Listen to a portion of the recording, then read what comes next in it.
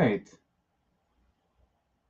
I'm not very technologically advanced. I know you're shocked to hear that.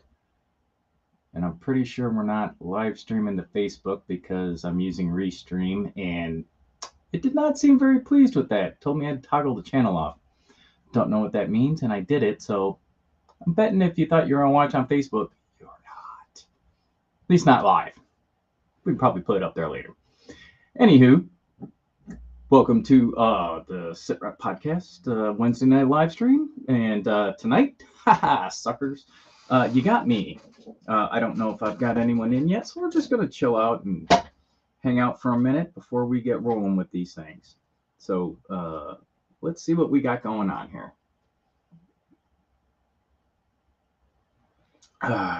Give the chat a minute to fire up here, see if we have anyone popping in.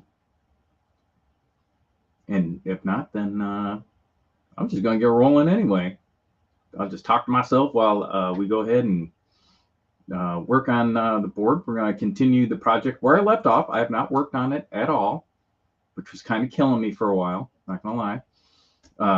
But it is in the condition in which we left it like a month ago, 2 weeks ago. Well, it's a little while ago. Yeah, whenever the last time I was on Wednesday night. Hey, Walkabout Games, Chris, how are you, buddy? I was just talking to myself, well, up until you got here, about I left the project where we left off a couple weeks ago, question mark, 3 weeks ago, whatever the last time was that I was streaming. And it was kind of killing me for a while, not going to lie, but I backed the Blood and Plunder Kickstarter, and mine finally arrived last Wednesday, which I believe, and Chris, you kind of remind me of this, I believe many of our friends in Canada have not yet gotten theirs. I don't know if it's getting held up in customs or what. I saw a couple dudes from Canada posting today that they finally received it, and they were super excited. Here we are. Robo Rob V's. Yeah. Morning. Where you at, Robo Rob? That it's morning there. But yeah, so I got some pirates going. Matter of fact, Chris, since we're waiting a second.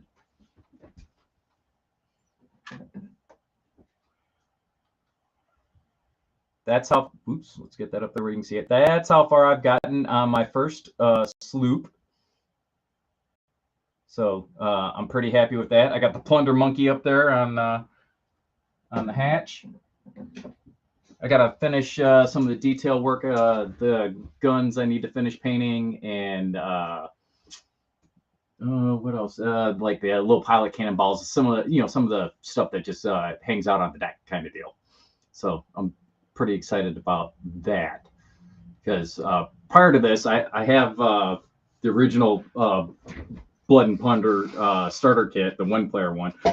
Excuse me, and I got a bark with it, but I didn't have anybody to fight with my bark. So now I have 2 sloops and a bark. So I'm pretty excited about that.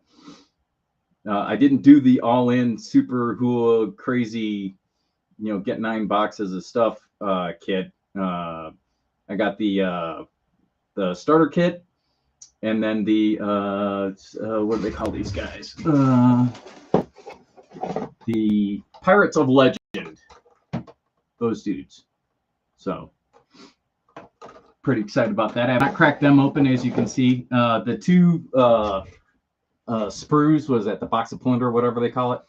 It's got the dead dudes and all that stuff, along with the rest of the bits. I got those.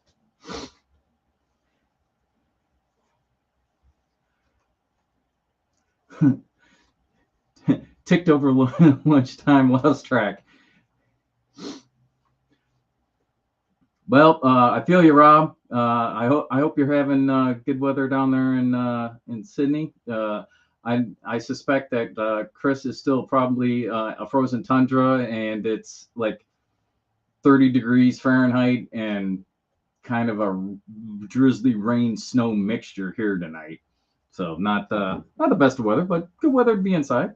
Good reason to hobby, right?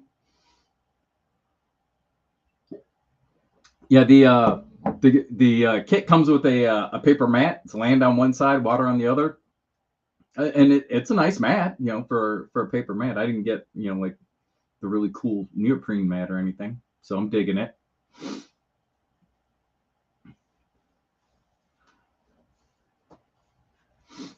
Oh yeah, snowing and cold for you, Chris.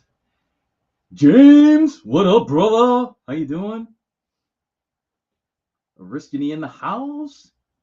So we got a couple of people, three, four people in the chat here. That's cool.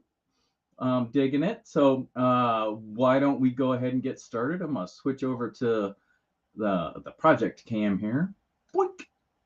He said, "Told you I'm not very technologically advanced. Come on, come. No, I don't want to. I'm toggle on. Come on, there we go.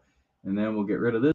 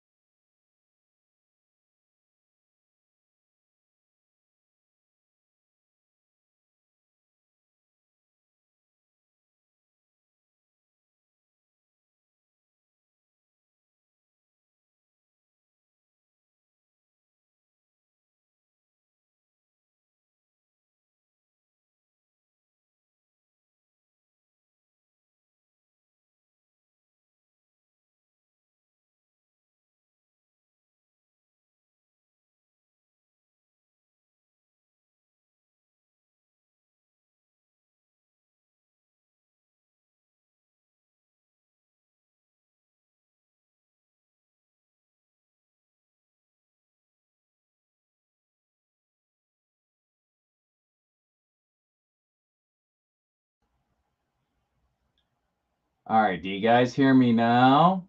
Because I think maybe this is having issues because I have two cameras running.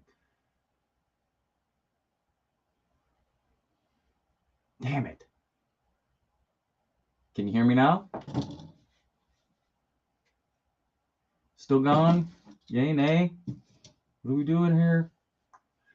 What if sound is all right?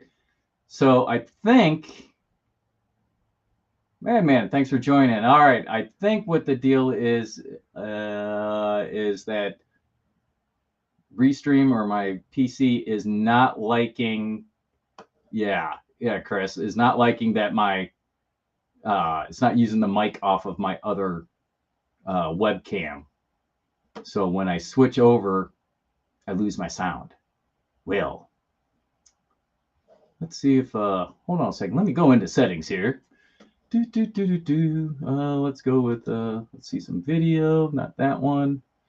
Let's go into audio. All right, so that's the default webcam. I see that. Okay, good deal. So now let me see if I can get it to, that's not the one I want. All right, I want to see if I can, if I turn this camera off, my my webcam, and just use the webcam. Give me a second. Let me see if I can.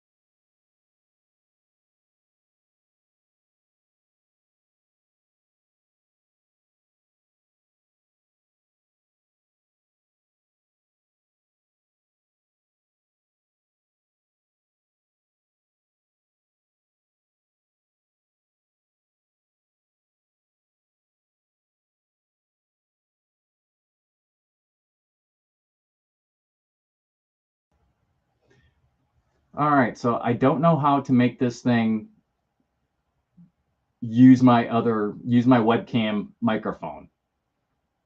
Well, that's going to be a challenge, isn't it? Because I didn't want to do the side by side, because then you got a little teeny picture. I wanted to do full size. It shows that on the screen. It shows that the mic's working. Very, very disappointing. Well, let me see something now. All right, so we'll look at video. Okay, there's video. Let's go to audio. Default microphone. Let's go to, let's see, that says that it is.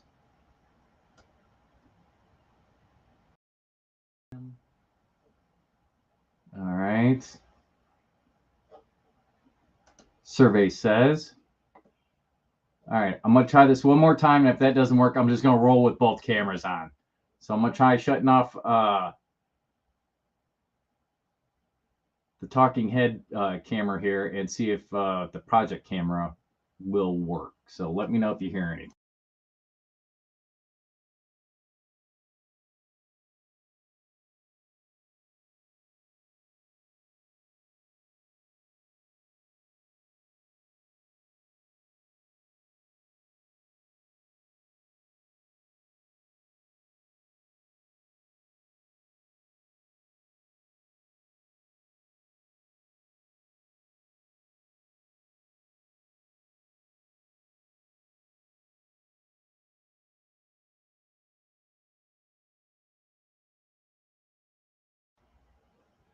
All right, boys. Well, it's not the way I wanted to do it, but let's see if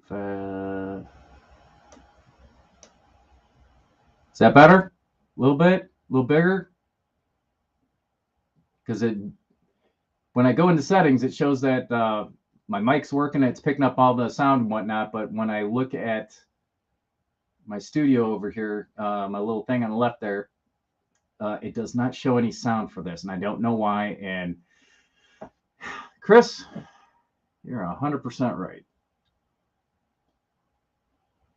All right, man. Thanks for the support there. Not bad this way. Not good either, because, well, let's face it, we would want the big picture.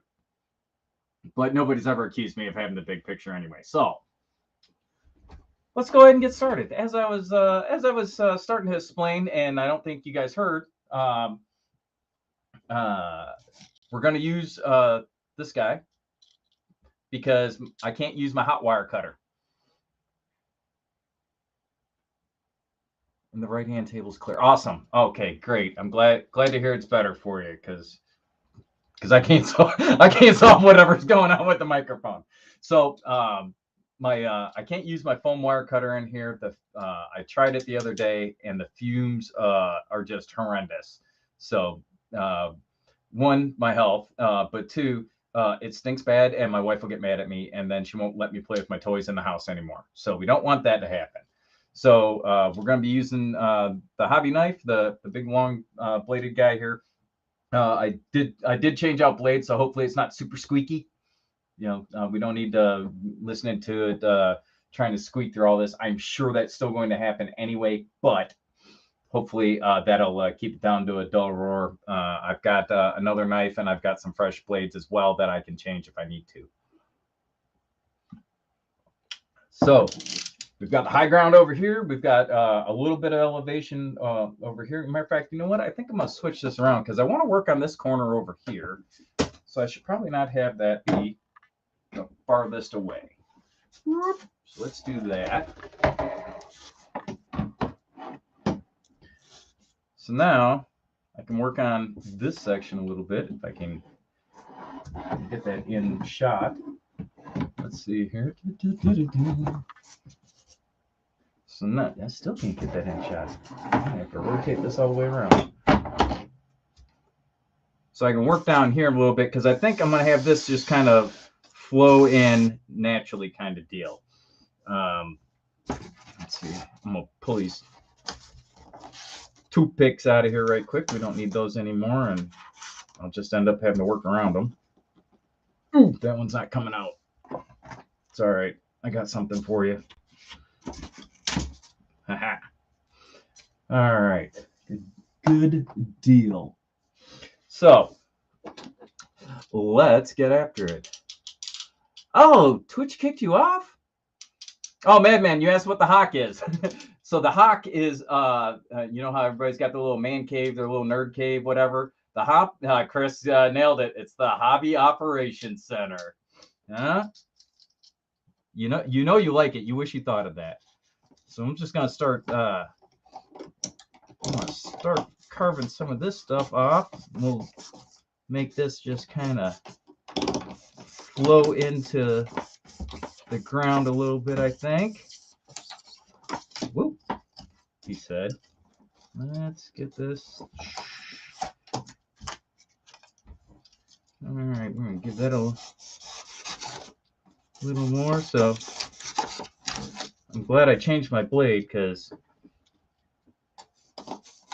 Lord knows how annoying this would be. It's still a little squeaky, but whew, it's not as bad as it was 3 weeks ago, that's for sure. Here.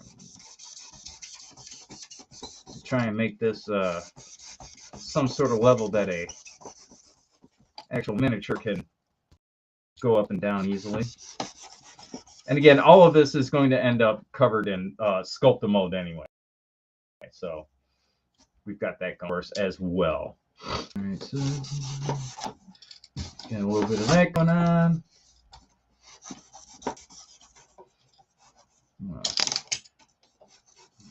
Put a little bit of the pivot here in the middle. I do this like I'm not going to pile it up full of sculptor mold, and nobody's going to be able to tell anyway later because it's not that big. But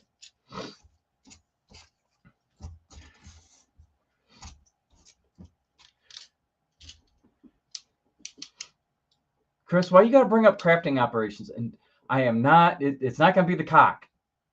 Yeah, I know where you're going with this. We've had this conversation. I am not going to say that I work the cock. Laugh it up. Go ahead. All right, there we go. Good. That's a nice cut.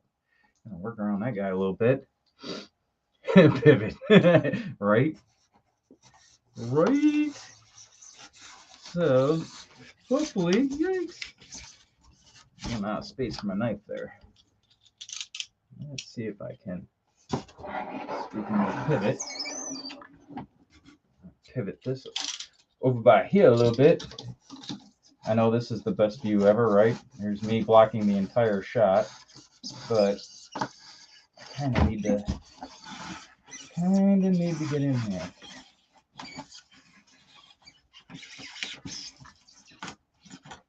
Okay. There we go. A little bit of that. So, edit out the won't. Yeah, okay. Okay. Yeah, Jim will do it too. See, he's technologically savvy enough that he can. Me, I can't even figure out how to make my microphones work, so I'm probably not the guy to go to on that one.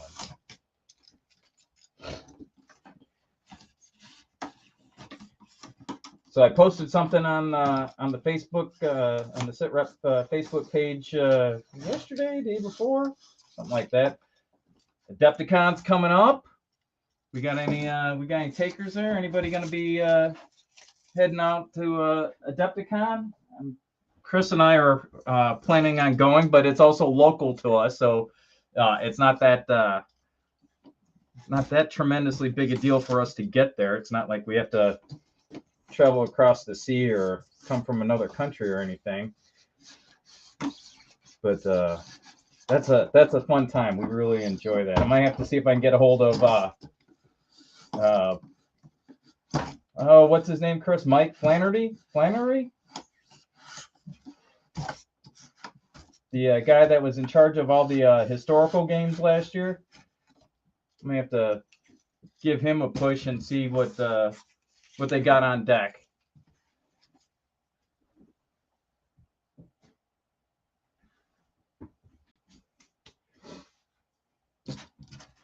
Come on. Man, you're not helping things. You are not helping things, bro. Although it is funny, I'm not gonna lie.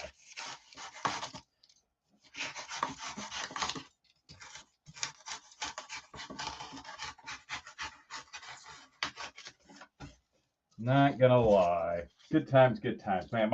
I should have just brought the vacuum in here because there's gonna be styrofoam little flakes all over the place. Although, I should probably fill that in. Do I have these? Not just whack me off a chunk that'll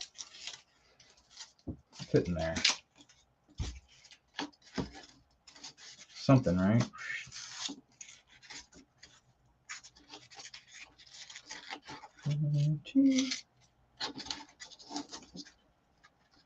Yeah, that'll be good enough.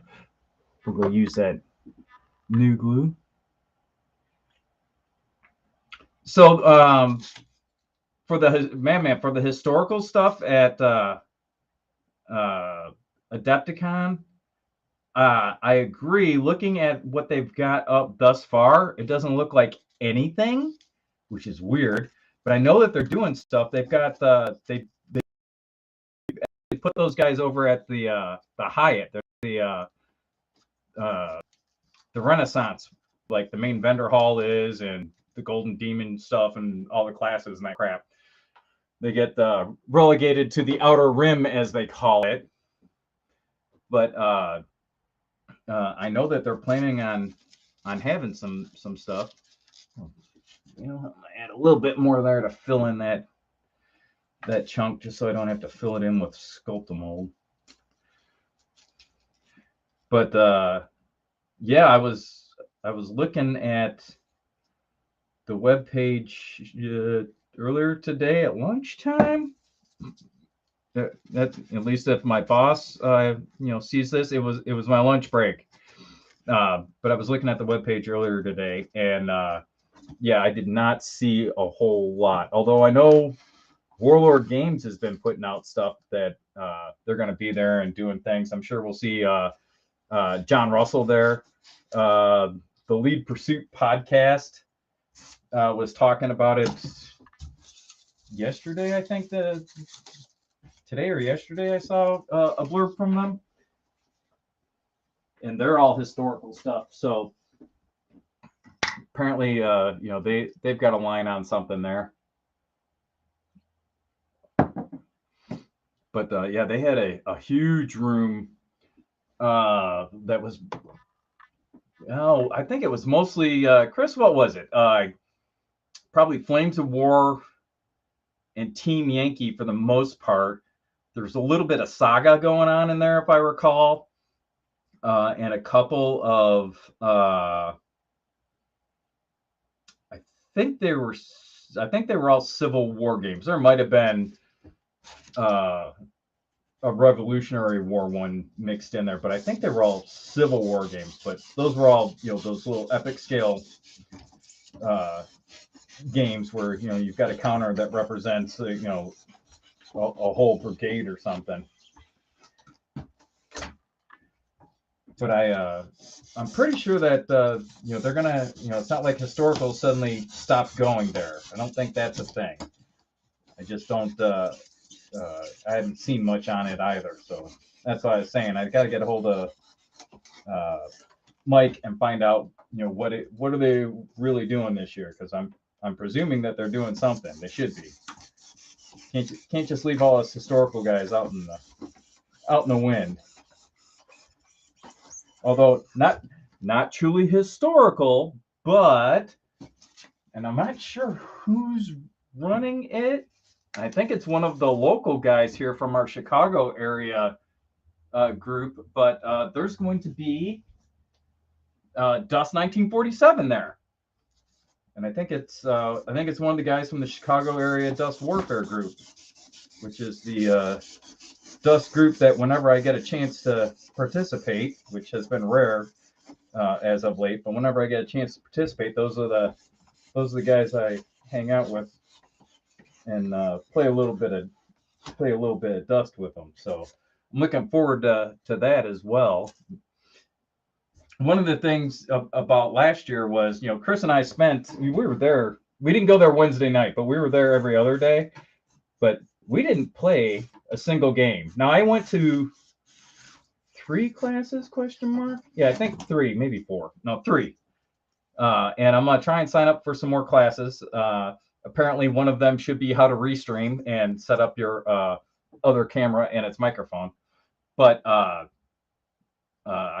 think that I want to try and get some games in this year if I can. That's one of my goals. So, I was looking at the schedule, and not just the Adepticon schedule, but I'm looking at my schedule for basically local conventions and tournaments, right?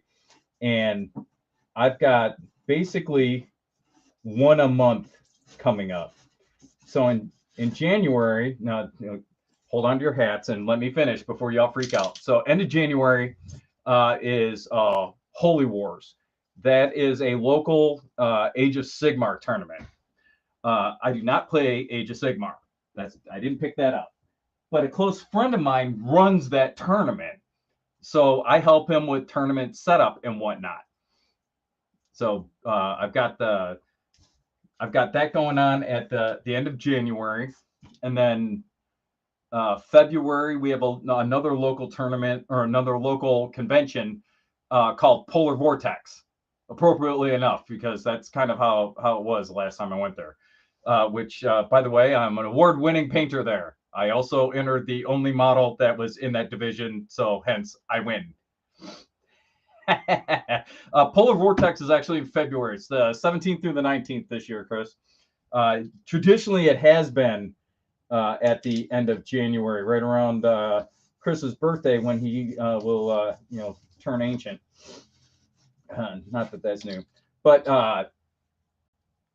they are the 17th through the 19th. And what's funny is almost all these local ones, all the local ones except for Adepticon are all at the same hotel in Lisle, which is not far from me. It's a 15 or 20-minute ride, depending on traffic and weather conditions. So pretty excited about that. Then March, obviously, we have Adepticon.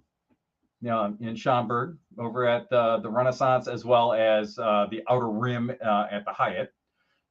So pro tip, if you are going to Adepticon and you want to have a cocktail or something to eat, go over to the Hyatt. 1, their bar is better, and 2, it's cheaper. And there's a restaurant right outside. What was that place that we went to? There's like a brewery, something or other, Chris. It was pretty good. We enjoyed that place. So if you're heading out that way, check it out. And as I was warning people on my Facebook post about Adepticon, if you're new to the game, you haven't tried to register for Adepticon before, and Chris can attest to this, get in early, because you can get a general admission ticket, wristband, whatever, for a day or for the weekend. Those don't really sell out. But if you wanted a swag bag, or if you wanted the VIG super swag bag, yeah, you gotta. All right, Chris, that's not funny. I'm not even on a chair. But if you want a swag bag or something like that, one of the premium registrations, man, it's like Ticketmaster and Taylor Swift tickets. You better be on it, because those things go super fast, and there's a limited number of those. I think they call it premium registration, where you get the little swag bag. They've got like 1,100 of those, but the super premium one, the VIG one, they've only got like 400 of those, and those go so fast. There you go, CityWorks. There you go, Chris. Yeah. I thought that was a pretty good place. I liked it. Dennis, what's up, brother? Thanks for joining us there. I didn't say it. Who else we got in the chat? I gotta look at the chat here. Wardrobe plays World War II. Oddly enough, okay. So hey, Wardrobe, just talking about my convention schedule. I haven't made it to April yet, and April is Little Wars, which this year is at the Lisle Sheridan. They've moved. Looking forward to that. I talked to Kevin Cabai Monday. I don't know, but confirmed that we're gonna be there. He's already got. He reached out to me because, as it turns out, he's already got us on their promo stuff, saying that we're gonna be there. I'm like, yep, we're gonna be there. Definitely gonna do it. Chris and I are both members of HMGS Midwest, who puts this on, and we enjoy that convention a lot. And we're fortunate. I mean, that's a lot of stuff that's local. I mean, there are folks that definitely aren't able to get to that much stuff that is this close. And yeah, I've never been to Historic Con, and I would love to be able to do that sometime. I don't know if that's in the cards this year, but that looks like a really cool event. So I would love to try that sometime. Work that into like a vacation or something. Head on out there and go check out what those dudes are doing.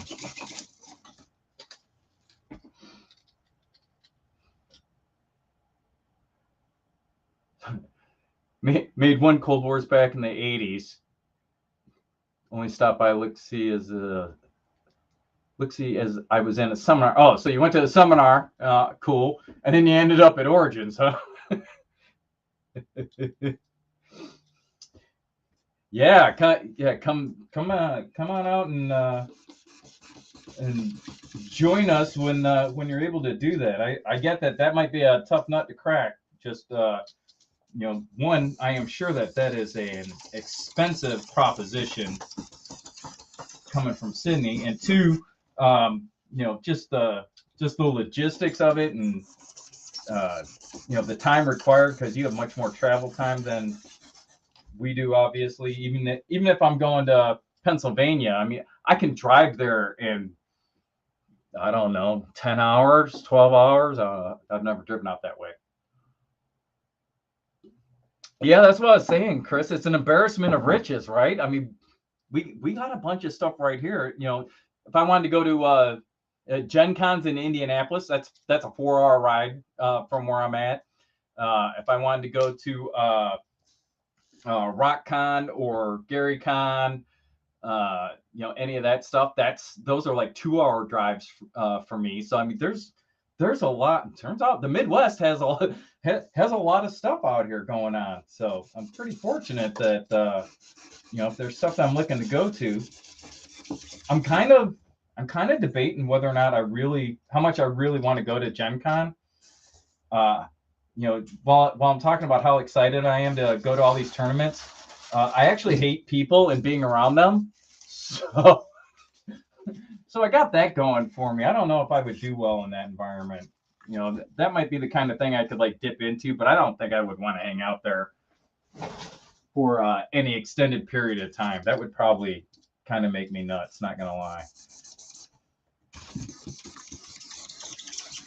This would be so much faster with a hot wire cutter. But we gotta work with what we got and use what we can here. I think it's starting to shape up pretty nice, though. Can't complain about that.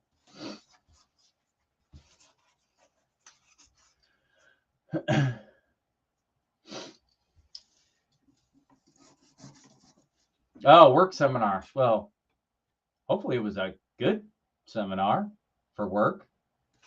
I mean, something cool.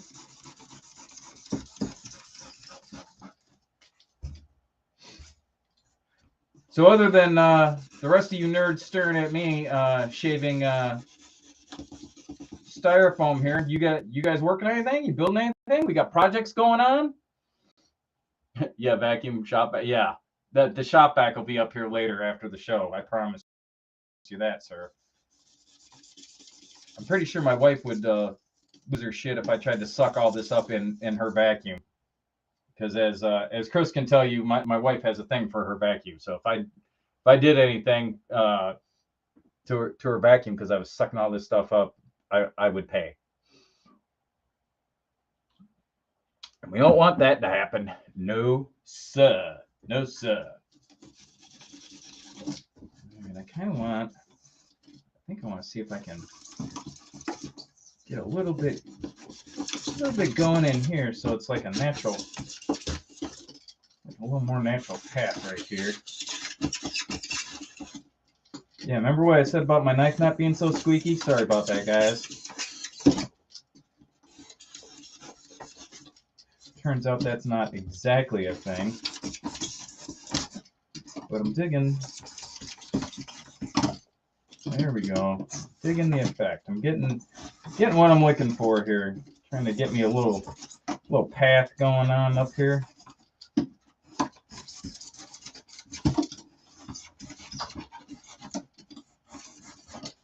And again, like I said, this is all going to be sculpt and molded over, so I'm not too concerned about exactly how smooth it is, because I will smooth it out that way. So we got some 6mm micro armor going on. We got some World War I and 10mm ECW. All right. Yeah, Chris has been working on the Alamo. I don't know if you guys followed the channel, which I'm gonna guess you do, or else you wouldn't be here right now. On our Facebook page the other night, I posted up some pictures that of the Alamo that Chris has over at his place that we've been working on forever.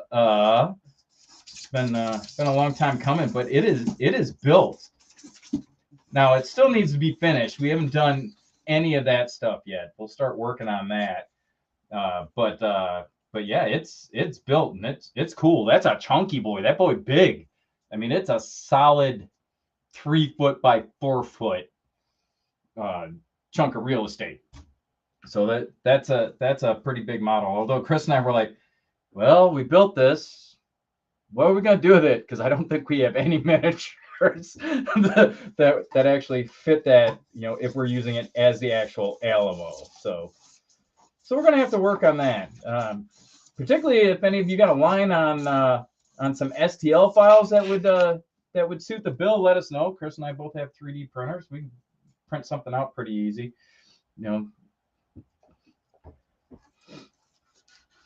Some not Rhodesia Skymasters, Broncos, Dakotas, Black. Well, look at you, man. You are a madman. Look at you go getting all that stuff. Well, it sounds like you're gonna have a pretty good African campaign going there, especially if it's in 6mm. You can do a lot with that.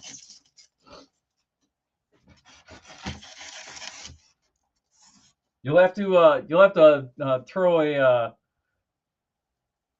a pic up on our Facebook page, and if you're a member of the Discord, you can put it in there in the hobby room. Or if you're not a member of the Discord and you ask Mr. Oriskany really nice, I bet he would tell you how to become a member, because he runs that show. And Jim, looks like you're getting some Pershings ready for a Korea game. Who you playing this weekend, Jim?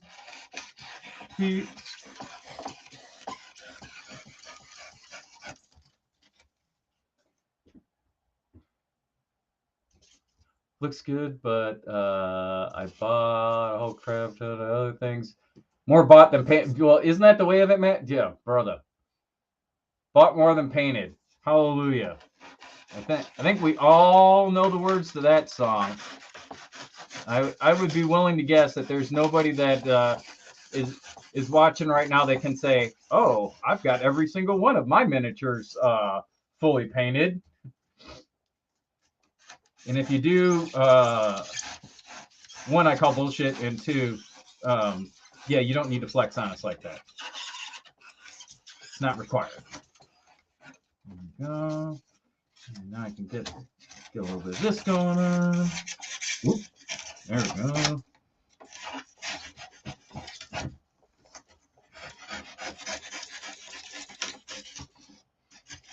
Now it still looks kind of boxy, but it's getting there.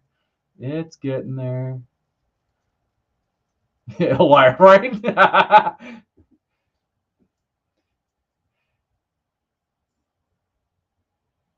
Chris, what is guinea pig dust? Why would I dust a guinea pig? But I don't know what that means. Is that like the stuff that you put in their little cages? Like I thought that was like cedar shavings or something like that. You know, I don't need rodent dandruff in there. Don't know what you're talking about there, crazy. All right, so I think on this side, I'm gonna try to cut pet supplies. They wash in it to clean. They wash in it to clean. Now I'm really confused. Not that that takes much. So I think over here, what I'm gonna do is I'm gonna cut a path into this guy. So that way you can kind of come up from the ground this way. So we'll come up here and then be like a little landing, if you will, there, and then turn this way. So the models have an easy path up. And because I'm that guy, I'm going to put it where it's in full line of sight on the other side. So that way, when you're moving your models across, if you want to get up here to the high ground, you're going to pay the price. You're going to have to run the gauntlet to get up there. At least, you know, that's my theory. It's not much, but it's mine. I don't know that it'll work out that way, but I think that that will be both visually appealing and challenging game-wise. And that's what I'm going for. I know, it's so squeaky. So squeaky. There we go. Oh, nice. Nice, well done. There we go. I'm almost there. Let's level that out a little bit.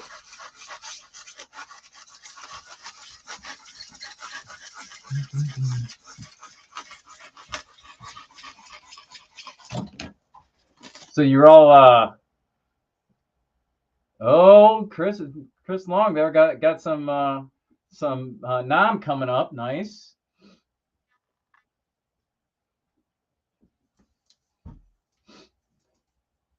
The so how many of you guys are like me? And now I have this project going on specifically for this. I mean, I will not work on it except for here, so that way, you know, we've got a project that's got some continuity.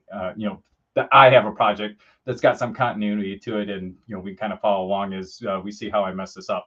But how many dudes here actually have like, I don't know, a dozen projects going at the same time? Because I've got this, obviously, but I also have my Blood and Plunder stuff that I'm working on over here. I've got my Lord of the Rings stuff over there. I've got a generic demon guy. I don't know where I got him from. Bill had him and gave it to me. I think it was like swag from like Adepticon 2017 or something. It's a giant, I mean, it's a hefty metal miniature. You kill a dude with it. And then I've got some Loot Studios 3D printouts. I got a 75 millimeter Thor and a 75 millimeter Odin. And then I have a 32 mil dragon that is bigger than both of them. That dragon in scale is huge. But the prints turned out really nice. It looks good. You know, so I'm pretty excited about all that. So got that in the works. Plus, I've got a bunch of Afghan civilians that are like halfway done, primed and painted. And then I've got, or base coated, I should say. And then I've got a bunch of Afghan civilians that I haven't done anything with. I also have a herd of goats. I've got some donkeys. I got a dude with a little cart that's getting pulled by a donkey. Little Afghan dirt farmer guy with his donkey cart there. So I've got a bunch of irons in the fire, and I kind of like having more than one project going at a time. One, because I have ADD, and two, because you run into you've got drying time, or you're just tired of working on something. You're like, I want to go work on something else. You know, I paint a lot of green and brown stuff. I want to paint something that's got some color to it, you know, on occasion. Oh yeah, that reminds me. I also have some Star Wars Legion stuff that I'm working on. I have a couple of Marvel Crisis Protocol dudes that are primed and zenithal, waiting for me to get back to them here. And they've been sitting that way for, I don't know, 8 months. So I got that.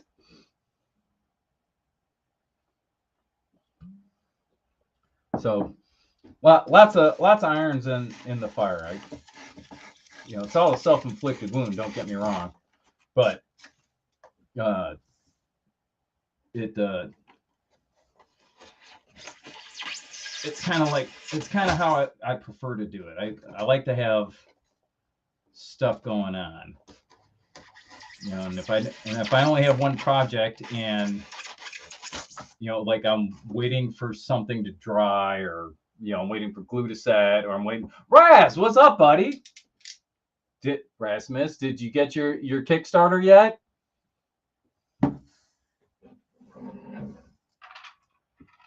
Check it out, Rasmus. Yeah, buddy, the first sloop down. But I'm one of those guys. I just like to have something waiting in the wings, so that way when it's time for me to let something dry, or I just had enough of something, which could wholeheartedly be a thing, then oh, Raz, you got yours before I got mine then. Good job. You making any progress on it? But I just like having something to keep working on there, so I can set one project aside for a bit for whatever reason, and then I'm not just out of hobby stuff to do. Because I'm definitely not I must do a half hour or an hour of hobby / painting, whatever. I'm not that guy. But I run pretty hard in spurts, and when I get into something, because of my ADD and other things, I can get really hyper focused into things, and I'll just go for 4 or 5 hours and not even think about it. I won't even realize that much time has passed. So it's nice to have something there to work on. Although maybe if I didn't work on, Dennis, you got one too. Dennis, are you a Blood and Plunder guy? Nice. All right, so Blood and Plunder guys, building the sloop. I will say this: the instructions were less than optimal. So my experience, and you may, if you've already done this, you'll know as well. You really have to get your deck and quarter deck glued into one side, and then clamshell the other side onto it, and then put the back on. Otherwise, that thing is a beast to try and get together. Because I did that with the deck, but I didn't do it with the quarter deck because I thought that I don't know. Maybe I shouldn't accuse myself of thinking. I thought I'd be able to just slide it in there and it'd be good. It was not good. It was not good at all.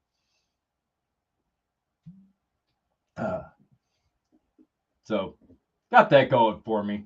But I figured for my Blood and Plunder dudes over here, I'm gonna make one of my ships like real fancy, just because I want to do it, and then I'm gonna make the other one a little more plain Jane, functional kind of looking. And then my bark is kind of in between that. I mean, it's got some good paint on it, but it doesn't have like all the bells and whistles and hoo-haws and all the fancy stuff in there because it's a bark. It's not that type of boat. But I think the sloops are kind of a cool classic look. The one is going to be a Bermuda sloop, and then the other one is going to be the who'd you call it? Yes. Yeah, Raz. Yeah, I caught that if you don't put those cannons in the cabin when you have the quarter deck on and you clamshell that thing shut, there's no way to get back in there. You can't put the cannons in there. So then either you got to tear your stuff apart to put them in, or you just don't have cannons in the back. So yeah, I was fortunate enough that I figured that out before I glued things in place. Lots of dry fitting, boys. Lots of dry fittings. The 6.3. Damn it, Rasmus. You got a 6.3? Why you're just flexing on me now? Because that is a fancy ship. I bet that thing's cool as shit. Do you post any pictures of that, Raz? You need to. I want to see what that looks like. Throw that in our Discord or on our Facebook or somewhere so I can see what your 6.3 looks like. Rasmus, I don't know if you were here. We were talking about conventions earlier, and I was talking about Adepticon. Are you gonna make it out to Adepticon this year, Rasmus, or is that not in the cards? Because if so, we're definitely getting together, brother. We'll have a couple of beers. We can play some Blood and Plunder if you want. Hang out.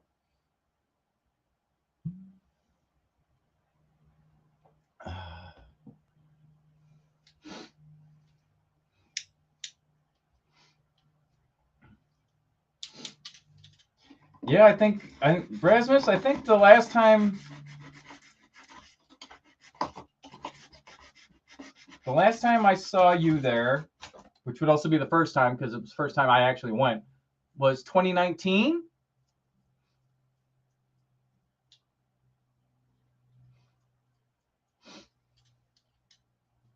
But yeah, if you're going, by all means, let me know. We'll hook up, brother. I'd be excited to hang out a little bit and do that. It's funny. So we're talking about they've got the outer rim over at the Hyatt where they stick all the historical stuff. But Blood and Plunder doesn't end up over there. Flames of War ends up over there. Team Yankee ends up over there. But the Blood and Plunder doesn't. And if somebody's thought is that's because Blood and Plunder's fantasy, I would argue that point. I mean, it's not it's not a historical simulation, but it is very much historical in my mind. So I would I thought that was kind of funny when I saw that. Now, Firelock Games might be over there telling me to shut my pie hole because they're like, we don't want to get stuck over at the other spot, which I would understand. And I'm not saying to do that. I'm just saying that I thought it was interesting on what games really got put over there and what didn't. All right, let's see. Want a little bit of a lip, but not that much, I don't think. Let's shave off a little more over here. I'm gonna make this kind of. I'm gonna make that kind of a. Make this kind of a rocky outclip looking, outcropping clip looking deal there. I'm gonna bring this down so that way it's another spot to be able to access the bottom of the board here. Ooh, yeah, there we go. Nice squeaky noise. That's just the way we wanted it, right?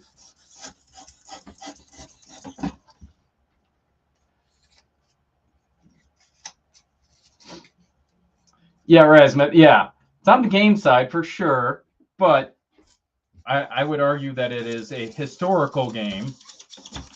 It's not it's not a fantasy game by any means, and I think that a lot of people that aren't familiar with the games assume that it is, or they think that, oh, well, that's just Pirates of the Caribbean. Well, Johnny Depp ain't crewing my ship, so no, it's not. You got the Danish militia going there, do you? Nice, nice.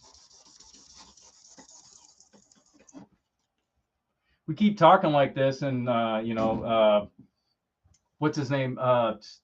Dexter Hyde over there at the Plunder Den is gonna, throw a strike against us for trying to steal his content.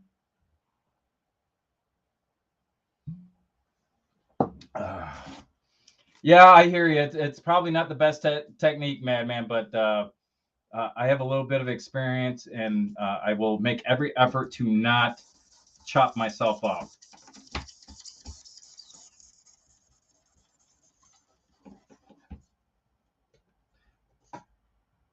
Let's see, do a little bit of this, right?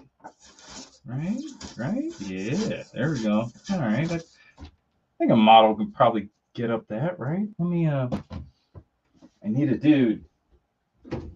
Grab a dude here. I gotta fall off, right? Sweet. All right.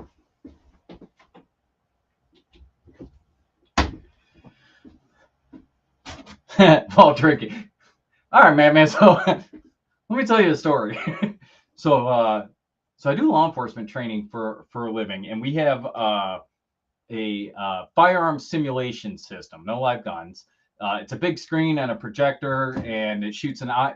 We've got some fake Glock 17s that just shoot an IR laser, right? And every time we have to send the system for maintenance, when we bring it back, we set it up in the office and we run it for a couple hours to make sure that they actually fixed the issues, because it's come back before, and you run it for 20 minutes and then it's like, hey, we're having the same problem. So we also, for some of our classes that are alcohol related, we have what are called DUI goggles. So there's a set of goggles that simulate what you see when you are intoxicated to a certain level. So 0.08 is the legal level for blood alcohol content here in Illinois. So we've got a set of 0.08 goggles. We also have a set of 0.22 goggles, which is almost 3 times the legal limit.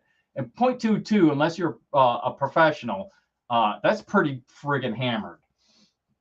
So when we bring that thing in the office to test it out, my partner in crime, Mikey, wears the 0.08 goggles, and I wear the 0.22 goggles, and then we run through all of the marksmanship drills and scenarios in there to see who shoots better. By the way, I win, but it's only because I shoot better. I don't need to see. I can. I don't rely on the sights as much as Mikey does to be able to hit my target. My hardest part is I've got a professional drinker, Madman. The hardest part for me is I got to identify what the target is, because those goggles are so warped and dark and crazy looking that it's just super hard to see anything in them, which I guess is the point, right? I mean, that seems like it makes sense, but yeah, that's one of the ways that we entertain ourselves at work. And it is actually work. It's not just messing around, because we legit have to test the system, because there's been several times when they said, oh yeah, it's all good, and then we just run it back out to a police department that was using it for training, and then they get an hour into their training and they're like, yeah, your thing's broken again, bro. And yeah, that's embarrassing. So we don't want that to happen.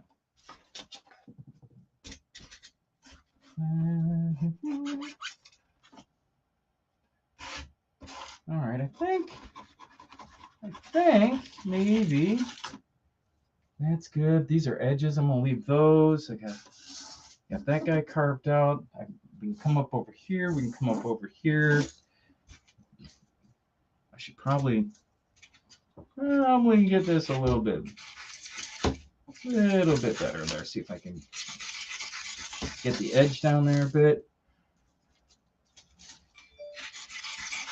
See if we can.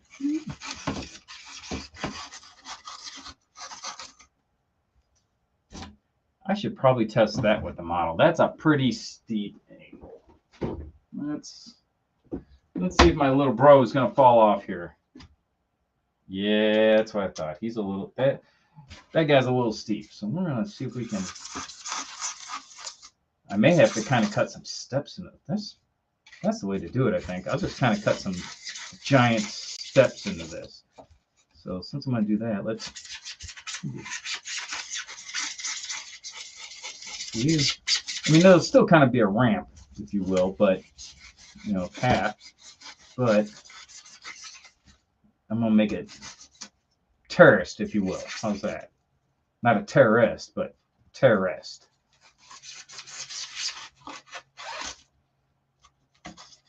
Especially up here, because that's pretty steep.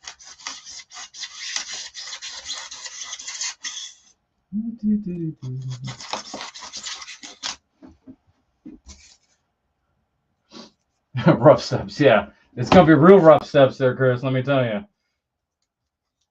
But I think it's the only way I'm gonna be able to make an elevation jump that quickly is if I do that. I thought I could just make it like a little goat path looking thing, but I don't think that's in the cards. Right in there.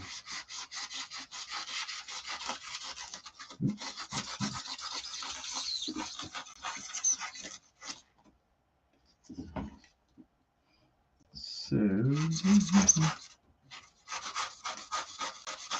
see what we got going on here.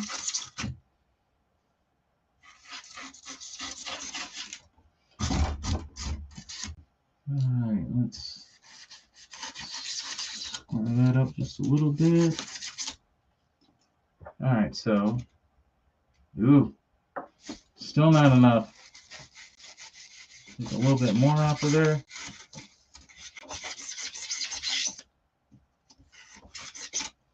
So I'm kind of thinking that I'm going to use this board as a place to play Battle Space, which is a solo game if you guys aren't familiar with it, that I enjoy playing. All right, dude stays on there. Now let's see if he stays on over here. Whoa, okay. So I'm going to have to do a little something over here as well. So I'm going to cut a couple of rough steps, as Chris says, in the side as well.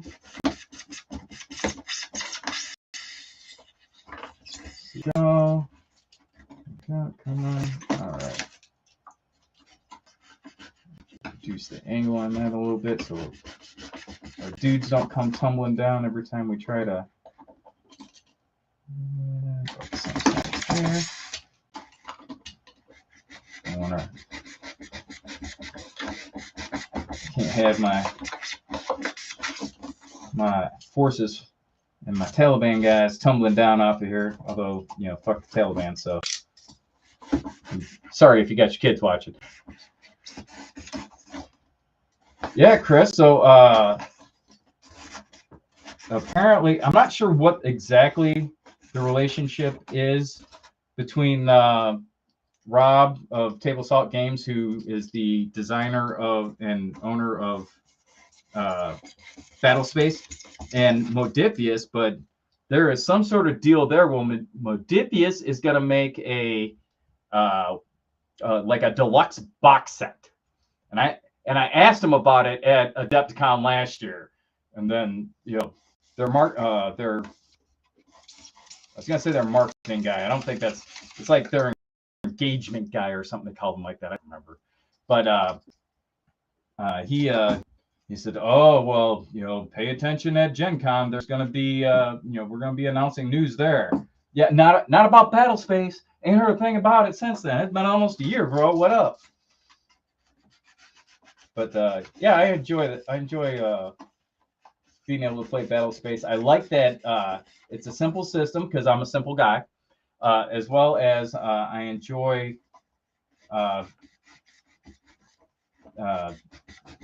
the low model count and the small space required. I mean, this board will be more than adequate to play a quick game. So I'm looking forward to it.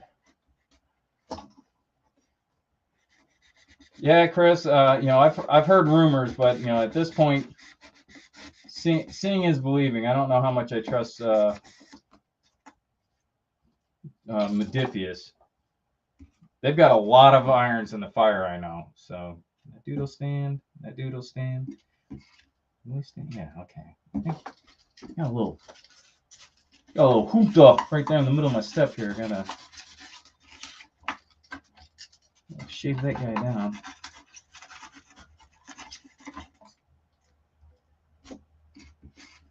Yeah, it's much better.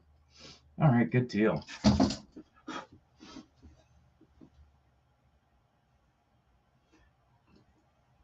Yeah, Madman, 100%. I'm with you on that one.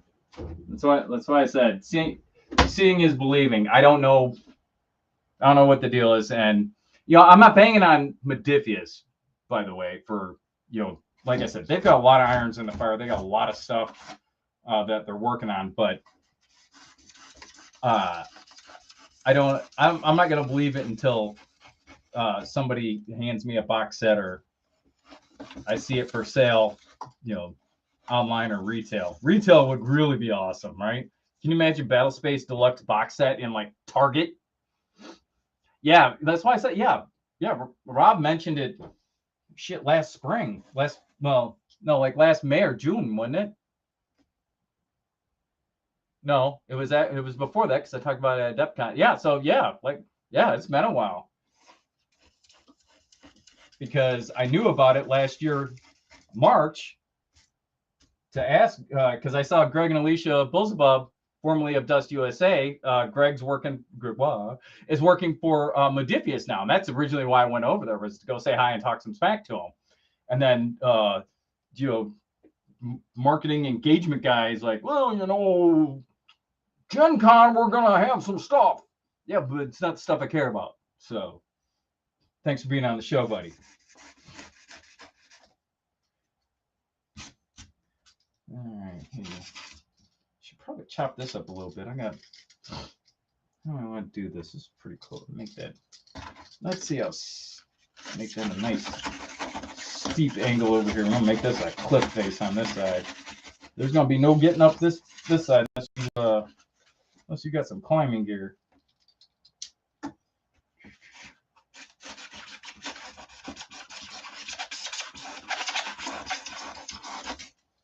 Come on, buddy.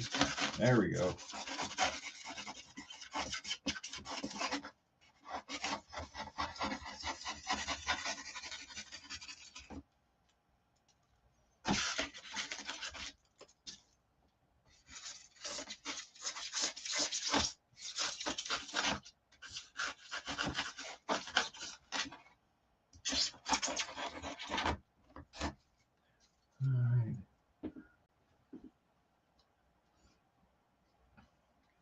Yeah, well, Man won. 100% agree. I do like the one that we have, and particularly I like all of the community created content for it. I mean, there's some really good stuff that Self Fanboys just writing stuff up, modding stuff. There's a whole book that oh man, I can't remember his name. The dude put out. That's pretty cool, and I don't know that we would still have that after we get a new one. I don't know. We'll find out, right? But I think it would be cool to have a set, and I would be really happy for Robert. He put a lot of work and effort into that game, and tell me, did he not have perfect timing? Because he released that game like the end of February, beginning of March 2020, just before the whole world got locked down. So he nailed it on timing. Very fortunate there. So, but I like Robert. We've talked to him. We had him on the show long ago, and he's done some other projects since then as well. So he's keeping at it. Still has his day job, but he gets to do this, and hopefully that pays for a tennis lesson or two for his daughter.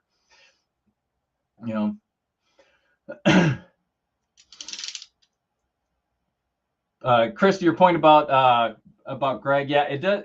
He does seem to be doing pretty good over there. They're over in France right now. They bought a manor over there, or is it a manor? A farmhouse? I don't know. They got a place over there now. It's not like the Palace of Versailles or anything, but if you know Alicia, it will be by the time she's done. And she is the queen of deals. She will shop until she finds just the right thing that suits her taste, and she's been over there killing it. So it's good to see things going along over there, and they all seem to enjoy being in France. I mean, Greg, as you can imagine, because he's French. I mean, that's where he's born, where he's from. But Alicia is enjoying it very much as well. It looks like the kids are, so good on them. Wish them all the best. I like those guys. I wish Dust USA was still around, but we'll take what we can get, right? Speaking of Dust, so CMON apparently bought the Dust IP, and they're putting out in their Dust Comics, or I'm sorry, in their Seaman Comics Volume 2. There's a Dust comic. So if CMON owned, I don't know how this deal went, if they own the whole IP or they just got licensed the rights to do the comic book or whatever. But think about that. If CMON owns Dust, if they own, like, straight up own the IP, they could relaunch the game. Double-edged sword there. That kind of scares me, to be honest, but be cool to see the game keep living. Not that a game's ever truly dead, as long as people play it, And Lord knows I've got enough stuff that I can play it. I've got 4 playable factions. I started with the allies, and that's what the majority of my stuff is, and it's huge. But yeah, Dennis, hey, CMON's got the book coming out. I don't know if it's still available for pre-order.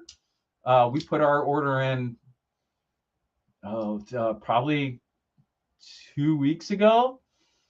Now here's the crazy thing. So it's like almost like a print on demand thing, because they've got places in the US, the UK, Europe, and Australia that they're shipping them from. And I presume if they're shipping them from there, they're probably being printed locally, and by that I mean like on that continent. So I live in Chicago. Atlanta, Georgia is where mine's getting shipped from. The book is $25. I think it was $25. We're gonna go with $25 because it sounds right. All right, so it might have been 30 for the comic book or graphic novel. The shipping on it was $37.50 from Atlanta to here. Now Amazon doesn't even charge me for that. I mean, you can put it in one of the USPS flat rate boxes for $4.99. How the hell they came up with that for shipping, I do not know. I mean, it's more than the book is, and it's not like the book is, some great deal. I mean, it's not inappropriately priced. I'm not saying that, but I mean, it's not that expensive. It literally doubles the cost just because you're having it shipped, and it's not coming from that far. So yeah, I was not pleased with that. But we found the end around. If you heard me earlier, I was talking about the Chicago Area Dust Warfare Group, which is a local Dust gaming club here by me. We pulled all our orders together, and I think we ordered 10 or 12 books. But you only pay and you only pay shipping on it once. So then we all split the shipping, and it was like $4 a piece or whatever it worked out to be.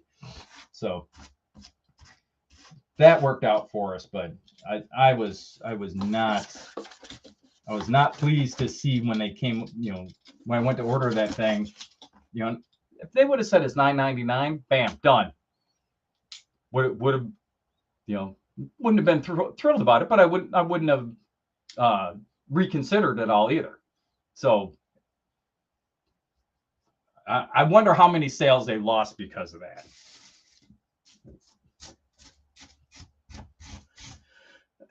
Oh, and by the way, the guy that actually wrote that book, Chris Lights, lives in Chicagoland. I'm telling you, the Midwest is full of gamers. It's a crazy thing. Who would have thought it, right? You know, we're almost our own little gaming mecca here.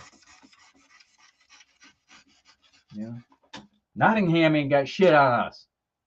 Okay, that could totally be a lie because the UK has been gaming, longer than our country's existed. But let's not call it the issue with facts. No sense in starting now. All right. So I think that's all I'm going to do tonight. I think. However, because I'm stopping here, I think I'm probably going to sculpt the mold it off camera before the next live stream, because I don't think you guys want to watch me just slap some Sculptamold on here and then watch it dry, right? So I'm thinking maybe I throw the Sculptamold on it and kind of prime and seal everything, and then we'll pick it up from there. That sounds like maybe a plan, yeah? What do you guys think? Let me know. Think that's a good idea? Or you're like, no, we want to see every second of this thing come to life. In which case, you all really need to get a life. But, if that's what you want, whatever. It's going to take me that long to clean up all of the styrofoam anyway at this rate. Yeah, right. Can't burp without hitting a mini company there. Yeah, that's why I say, I had to walk that one back. I'm like, yeah, they've been doing this literally longer than we've been a country, so. Although, Madman, you do have a good point. The population there of gamers in the Midwest probably is comparable to the UK in total.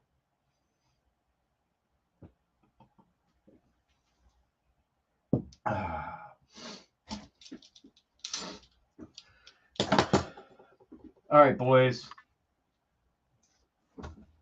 I think we're going to wind this down a little bit. I'm going to turn the project camera off because I'm done working on that guy. So turn that guy off. Go to the big camera here, or big picture on the camera now. Let me slide this dude over. I need a shovel to clean all of that styrofoam shavings up. Making mud pies. Yeah. Rasmus, you came in late. We were having a conversation about having to listen to the squeaky knife and styrofoam. No, I'm with you. I can't use my foam cutter in here. My hot wire cutter. The fumes are horrendous, and like I said earlier, one, my health, but two, more appropriately, if I make this place smell really bad, my wife's gonna get mad because our bedroom is like just down the hall from the door here, and then she won't let me play with my toys inside, and that won't work well for any of us. So what is the stuff I'm going to cover it with, he says. So you mean like to seal it? Vaseline on the blade. All right, Raz. I will probably use a mixture of craft paint and Mod Podge. So that because that Mod Podge, the styrofoam that I'm using is really porous. So the Mod Podge will fill that up pretty well as it'll allow me to start putting in a little bit of texture and detail. Although I might not have to go that route, to be honest, because I'm Sculptamold this. And when I go over it with the Sculptamold, I can paint directly on that stuff. Probably best to seal that a little with a little something too, just because it's a paper product, and even though it's hard once it dries, it will still tend to absorb stuff. But I could do like a 50-50 PVA water mix and seal that up if I needed to. But yeah, we don't want to have to listen to Squeaky Knife. I get you guys. I didn't want to have to listen to it either, but open window on box fan. Yeah, it's 30 degrees and raining out. I'm not opening my window. Not happening, bro. what's that? Sculptamold. It's a commercial product. It's a modeling compound. Essentially, it is cellulose, almost like shredded up toilet paper, and basically plaster of Paris. So Luke Fellows from Geek Gaming Scenics makes a modeling compound as well. He's got his own brand. He uses cellulose fibers in his. That's another one that's very popular to use. And from what I understand, it's a little bit lighter and it dries much, much faster. But seeing as how I've got like 5 kilos of Sculptamold, we're going to use that because I got a bunch of it. And, Lord knows I can cover all of this. I've got a pretty big box of it, so we'll use that. But yeah, that's what it is. And there, if you go on the YouTubes, there you can search for ways of making your own modeling. Yes, yeah. And actually, the YouTube search that I was just talking about, some of those methods you are still in use today, and you can find those. I mean, a lot of times, it's guys trying to find a specific trait, whether they want something to dry harder or they want it to dry faster, or they want to be able to put a smoother finish on it, so they tweak the recipes a little bit. But yeah, same stuff as what the train dudes have been doing for eons, literally. I mean, they've been doing it forever, and that's where we get a lot of stuff. I mean, that's where static grass came from. That's where rock molds came from, which I need to get some. Yeah, do some rock molds, put them on my little cliff there. That'd probably be a lot easier than trying to sculpt them with modeling compound, right? Seems like it should be a thing. Maybe I'll do that. Hey, Chris, they got any rock molds over there at Waltz? I bet they do. He's got some. Waltz is a local hobby shop by us, and it's pretty well stocked. Now, it's not a game store. You're not gonna find any Warhammer stuff in there, but you're gonna find every paint under the sun. They have a wall of flock. I mean, it's a whole aisle just flock. You can get it in any color, shape, size, texture, material you want. It's all flock all the time in there. My most favorite aisle. Most impressed by that one. But then you can get like traditional models of cars and boats and airplanes and stuff. And then he's probably half the store is train stuff. Pretty cool place. But yeah, might have to swing by there and see if I can pick up some rock molds and then just plaster of Paris to get them in there. I also need to get some grout. I don't have any tile grout because that's a good way of coloring and sealing in your static grass. Yeah, right. And don't get me wrong, I gotta literally drive by a Warhammer store to get there. But that's what I do. Although, not gonna lie, I'm not a fan of Space Marines, but I am a fan of Lord of the Rings, so I do have some GW stuff. But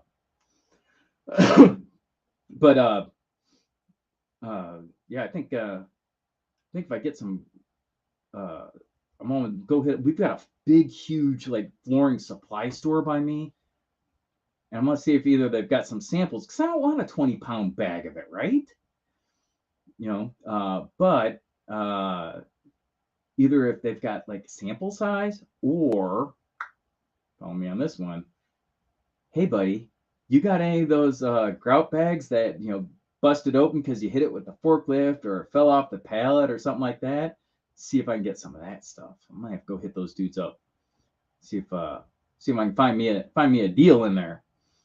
Because I just want to make sure that I've got some stuff to help lock in the static grass, because there's going to be a bunch of static grass on here too. Just put the grass and tufts and bushes and all that jazz in there at the end.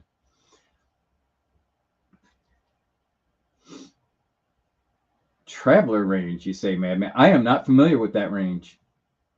Of course, then if it's 40 years old, that would have been before I was into gaming. So when you say Traveler range, what is what game system is that for? I want to presume that's not a Warhammer thing, because that doesn't sound 40K at all. Yeah, right, Madman. Yeah, I'm sure that they probably do too. I mean, they got a big warehouse. I'm sure stuff gets hit by a forklift. It falls off the pallet. Some customer, just throws it down and busts it open. Something. Is the game called Traveler? I am not familiar with that one at all. Is that one of those out of production deals, or is that still a thing? Because I'm not familiar. I don't know what that is. But you got me curious.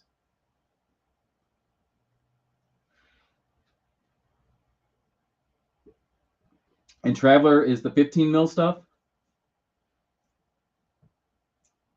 Sci-fi RPG. Oh, RPG. Okay, all right. So it's not uh, a tabletop war game, RPG game. Gotcha. Okay. Not like I said, not familiar. I had not heard of that one. That sounds like it could be a thing. Could be cool. I'm not a huge RPG guy. I'm not gonna lie. A little bit of D&D every now and then, like more like one shot.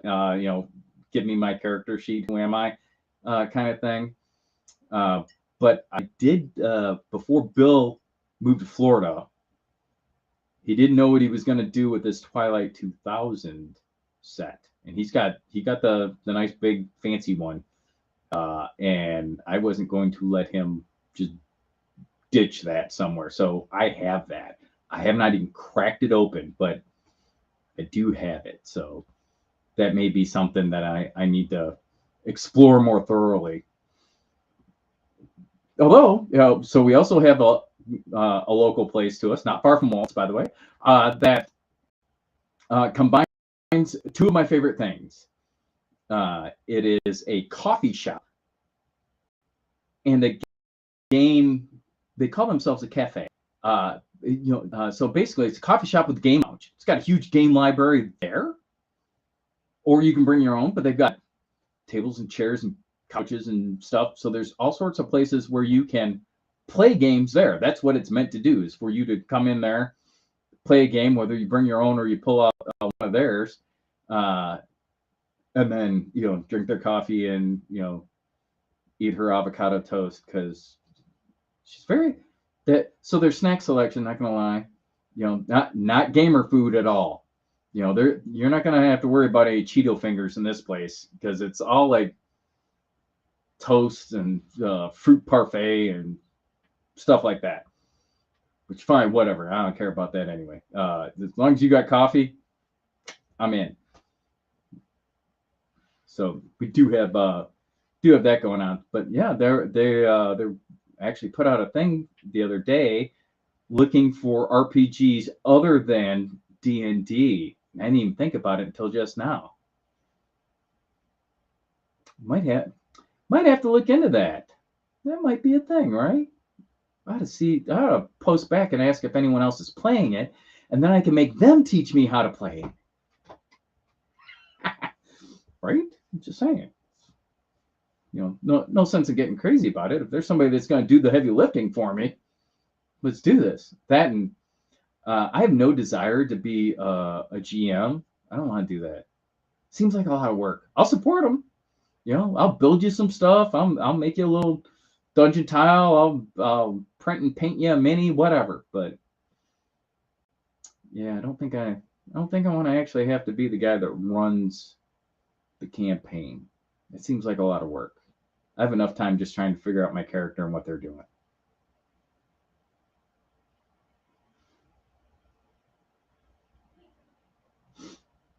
Oh, so, man, you converted them into Traveler players, huh? Like, oh yeah, I like D&D. By the way, have you seen these little fellas? You know what they do? Here, look at this book. Hobby and Model Shop. Yeah, that's right, Chris. Yeah, Walt's Hobby and Model Shop. Which is funny that, I'm surprised he does not have train in the name, because damn near half that store is trains. Yeah, it's Madman pulling the psychological operations on his D&D group. Hi, I'm new. I'm Madman. Oh, yeah, nice place you got here. Yeah, sure. One shot. Let's do a one shot. And then at the end of the day, he's like, "That was great. Have you seen this though? Cheeto. Read this book. Oh, by the way, let me go in my bag. See these little guys? Yeah, these are the minis I use for it. And then next thing you know, they're all Traveler players. Kool-Aid drinkers. Ooh, Rasmuth, you are on the money, brother. Win the lottery, brewery, restaurant that you buy, and off you go. So, funny enough, the game cafe that I'm talking about, it's called Critical Grind, by the way. Nice name for a coffee shop, right? Critical Grind, get it? See what they did? You know, coffee D&D, Critical Grind. But they do a monthly game night elsewhere. So it's a community engagement kind of gig, and so far it's all breweries and tasting rooms. But one of them, where this started, is called Miskatonic. Yes, that Miskatonic. If you're familiar with H.P. Lovecraft, that's the theme of the brewery, and they have Lovecraftian names for their beers. They literally have a D&D beer. They've got their artwork is all Lovecraft stuff for the most part. So that's where they went the first 2 months, and then they went out to another brewery and tasting room, I should say, and they it's called Flight, and it's aviation based. So Chris, maybe we should take what's your game? Squadron 303? Maybe we should take that out there. You know, coming up next, a week from tonight? Yeah, I think. Question mark? No, days all run together. But yeah, maybe we should try that. You know, play the airplane game at the airplane beer place. Yes. Madman, the octopus is on the bottle, not in the bottle. Probably better that way. Just saying. I don't know how many people want the octopus in the bottle. You know, although it would be kind of funny to stuff a calamari in there and see who figures it out. Drop that in somebody's pint.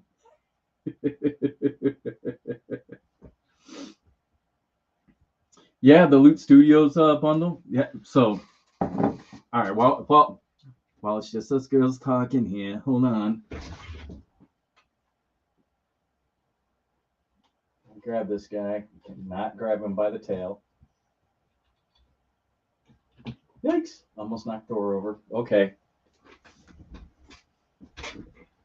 So that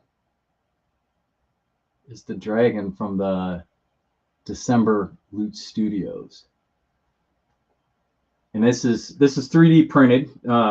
Chris Wimmer in the chat printed this out for me because it's actually in several parts, but I could not fit most of the parts on my regular size 3D printer.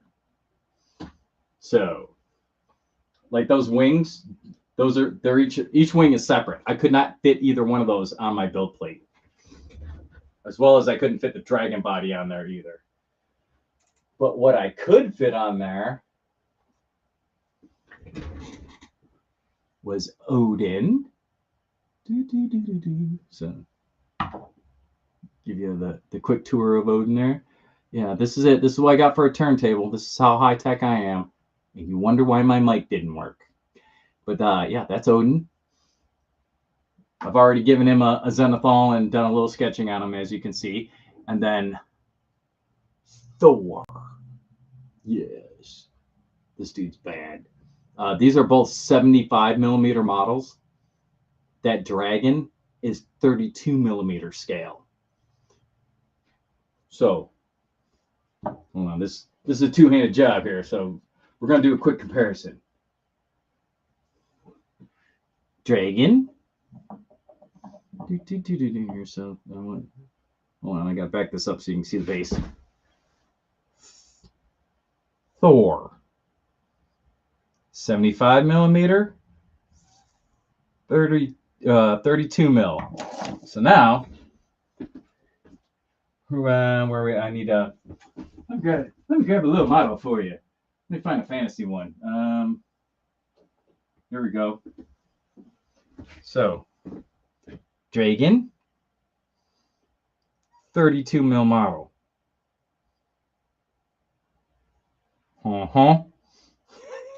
Crazy is that. This dude is huge in scale. Ginormous.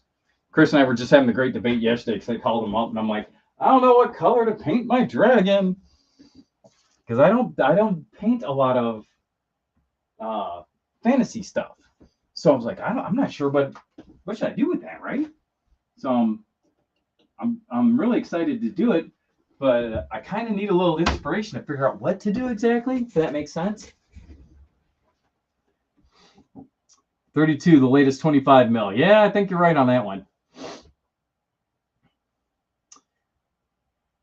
Tequila squid. Not gonna lie, I probably drank that. Turns out I'm not really afraid of the stuff that's in there.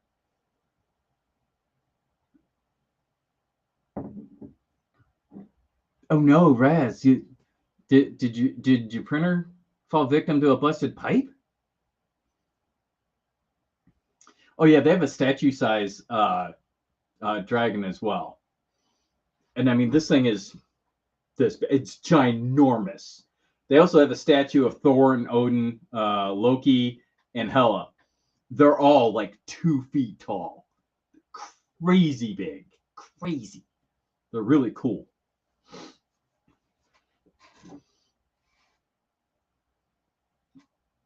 All right, boys. Well, let's see. We've been doing this for a little over an hour and a half, it looks like. So we should probably wrap this one up, especially since it's turned into dork talk on parade. I'm not judging. I'm leading the charge on it, so don't think I'm banging on anybody there. Definitely not bagging on you. But this has probably been long enough. Hey, thanks so much, guys, for hanging out. It was cool when this first started. I'm like, I don't know if anybody's gonna be on tonight. Then look at this. We got all these fine folks here. We got our own Skinny Jim. We got our own Chris. We've got our own other Chris. Raz, the man, is here. Madman was here. We had some other folks. Who else did we have? Oh man, now I'm trying to remember. We had some folks with us earlier. Glenn. And then Robo Rob. Trying to remember who else there was at the beginning. There was several dudes in there, so it was awesome to, see everybody that was able to join us tonight. I'm trying to roll back in the. There we go. Let's see. Did I miss anybody in here? I think I got everyone right. Wanted to say hey. Yeah, I think that's everybody. If I missed anyone, join us next time. So that way I can say hi and sorry that I'm a dumbass. I know no one will be shocked by that. But yeah, you guys, thanks for tuning in. If you're here, I'm going to guess I'm preaching to the choir when I say like, subscribe, hit that bell for notifications, all that good stuff. If you're watching on YouTube, tell your friends about us. Particularly your nerd friends, let them know, hey, we do a thing, and it's not all necessarily, tabletop wargaming actual games, but we do stuff like this. We'll paint some stuff. We'll build some stuff. So, yes, and I will try to unf my audio. The video worked like a champ.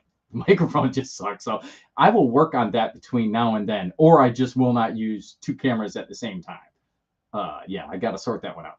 But anyway, great seeing everyone tonight. And with that, this is Marty from the HOC for the Sitrep podcast signing off. We will see you next time. Don't forget, Wednesday nights and Sundays, I'm pretty sure Jim's got something going already. Check it out. He's doing a Korean War scenario. So, tune in and see what he's got going on. All right, boys, it was good seeing everyone. And we will see you in the next one.